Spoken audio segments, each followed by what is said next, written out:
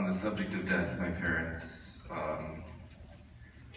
were unflinching in about educating us about our mortality, almost in a very Addams Family kind of way.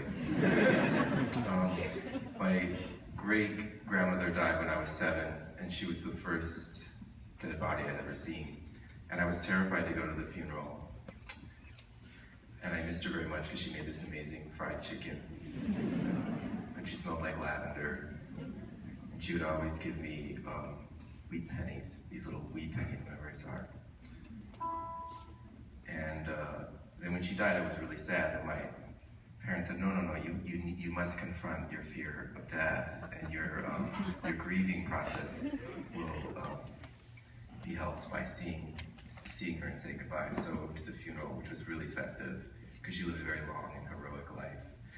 But then at the wake, there was a viewing, and my parents took me and held my hand, and I went and viewed and peered inside, and there she was, my great-grandmother Lossing, all made up like the prom queen.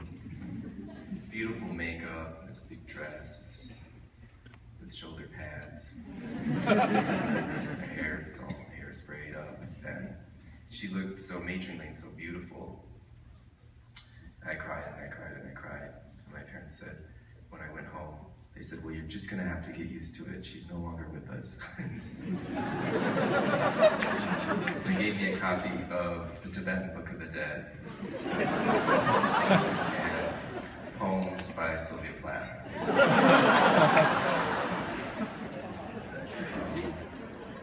The next year, at my birthday, I'd always wanted an albino rat. So they got me an albino rat, and I was so excited. He was my best friend. We would watch the Smurfs together, and we'd take baths together. And I took him to school once, and he peed all over my desk. And after that, I was like the coolest kid in the class. Well, the albino rat was named Mr. Bossy Pants, and he had a nice glass cage with some sawdust and toilet paper rolls and Twizzlers. He was really happy. But then 6 months later, he didn't seem happy anymore. He was really listless. He wouldn't eat. He didn't want to watch Saturday morning cartoons. I was really sad, so we took him to the vet. And the vet said, yeah, he seems really sick. We'll have to do some tests. So they did an MRI and x-rays. Took some urine samples and things. And my doctor said, I'm really sorry, but he has tumors all inside of him. And he's in a lot of pain and he's not going to make it. And he said, but I can put him to sleep right here.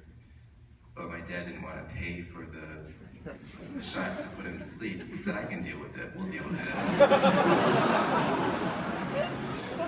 So we took him home, and my dad said, look, son, you're going to teach you a lesson here about life and death, and this is a really hard fact, that everything must go. So he said, let's go take Mr. Bossy Pants so he can go meet his maker. So we put Mr. Bossy Pants in a coffee can, took him outside in the backyard, and hit him several times with a hammer, put him out of his misery.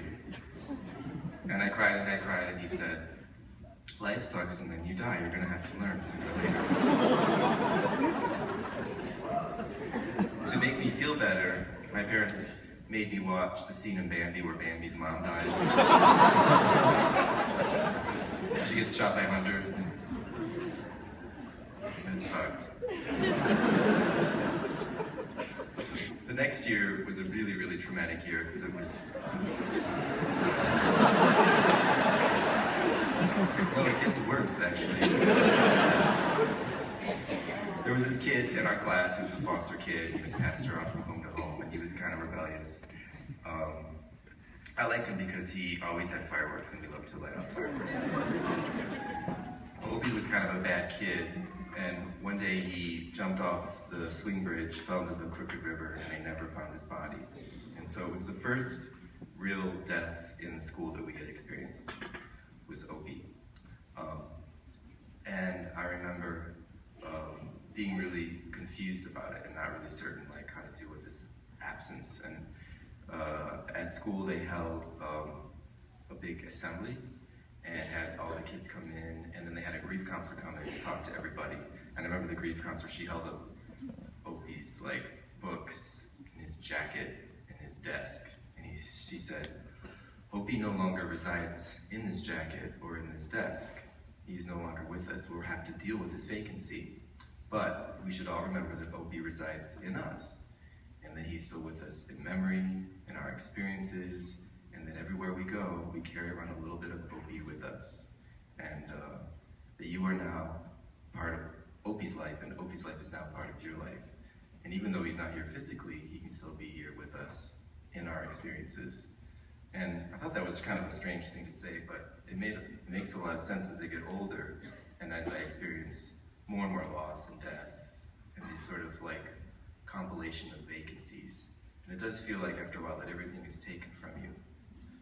But then I started to think about the occupation of death, that death can occupy us in the sense that those we love no longer aren't with us, but they can still reside with us, and they can take occupation in us.